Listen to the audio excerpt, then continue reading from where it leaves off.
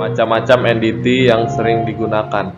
Non-destructive test adalah teknik analisis yang dilakukan untuk mengevaluasi suatu material tanpa merusak fungsi dari benda uji tersebut. Beberapa non-destructive testing atau pengujian tidak merusak, yaitu visual inspection, dye penetrant testing, magnetic particle testing, eddy current testing, ultrasonic testing, radiographic testing. Yang pertama adalah visual inspection atau pengamatan.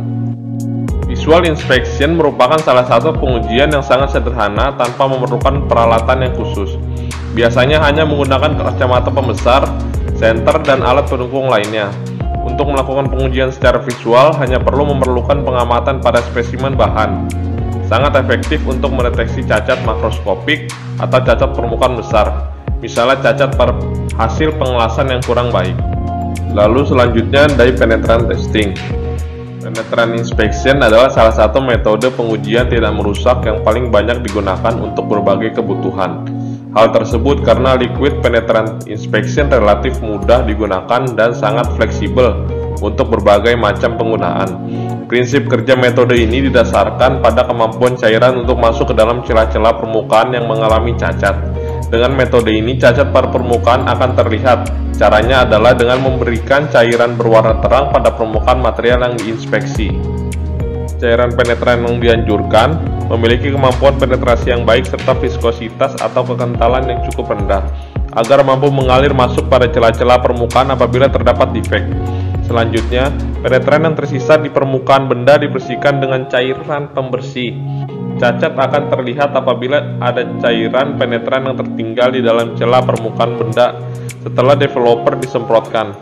Walaupun metode ini sederhana, akan tetapi perlu pemahaman serta pengamatan yang jeli pada permukaan benda uji tersebut, agar cacat permukaan benda kerja dapat terlihat. Keuntungan dari metode ini antara lain mudah diaplikasikan, murah, tidak dipengaruhi oleh sifat kemagnetan material dan komposisi kimianya, serta jangkauan pemeriksaan yang cukup luas. Sedangkan kekurangan dari metode penetrannya itu hanya bisa diaplikasikan pada permukaan yang terbuka dan tidak mampu diaplikasikan pada permukaan benda yang kasar ataupun berpori. Berikutnya yaitu magnetic particle testing. Magnetic particle inspection merupakan salah satu metode yang digunakan dalam pengujian tidak merusak atau NDT. Dengan metode ini, cacat pada permukaan dan di bawah permukaan dari suatu benda yang berbahan ferromagnetik dapat diketahui dan diinspeksi. Prinsip kerja dari metode magnetic particle inspection ini adalah dengan cara memagnetisasi bahan yang akan diuji. Apabila terdapat cacat atau defek yang tegak lurus terhadap arah medan magnet, maka akan menyebabkan kebocoran pada arah medan magnet. Kebocoran medan magnet ini mengindikasikan adanya cacat pada material. Metode yang dipakai untuk mengetahui adanya kebocoran pada medan magnet yaitu dengan menaburkan partikel atau serbuk magnetik pada permukaan benda uji.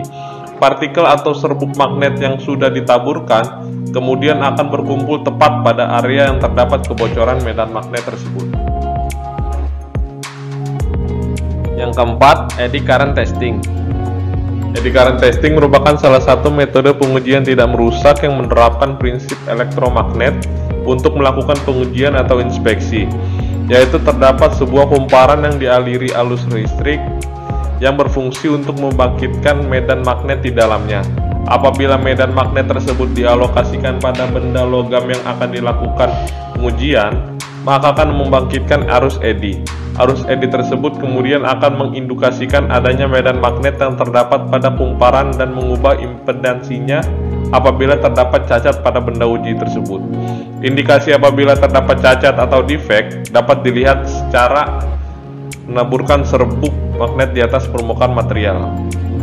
Metode eddy current pada prinsipnya hampir serupa dengan metode pengujian magnetic particle inspection. Akan tetapi medan listrik yang digunakan berupa arus listrik bolak-balik atau AC. Ketika terdapat cacat, maka medan listrik akan berubah dan alat pengukur impedansi akan membaca dan mendeteksi apabila terdapat defek atau cacat. Selanjutnya adalah ultrasonic testing. Ultrasonic testing merupakan salah satu metode pengujian tidak merusak yang memanfaatkan gelombang atau getaran pada frekuensi yang tinggi. Ultrasonic test dapat digunakan untuk menentukan kedalaman cacat atau defek secara spesifik yang meliputi besar dan letak cacat tersebut. Dalam pengujian ultrasonik, digunakan perlengkapan atau alat-alat yang lain, yaitu probe sebagai penghasil getaran dengan frekuensi tinggi, serta dibutuhkan koplan, yaitu cairan pelapis pada permukaan benda uji. Prinsip kerja pengujian ultrasonic test yaitu dengan menembakkan getaran atau gelombang dengan frekuensi yang tinggi, yaitu 0,25 sampai 10 MHz. Gelombang tersebut akan merambat melalui benda uji, kemudian gelombang tersebut akan dipantulkan kembali apabila gelombang tersebut mendeteksi cacat yang ada pada benda uji.